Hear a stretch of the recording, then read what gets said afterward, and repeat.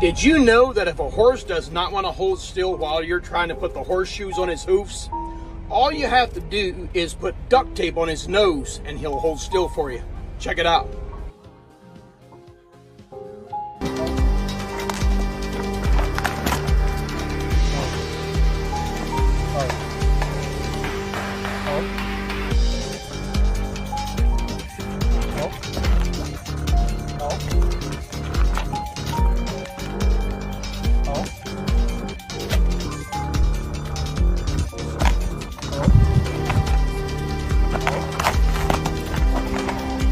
Okay, I'm going to try this duct tape.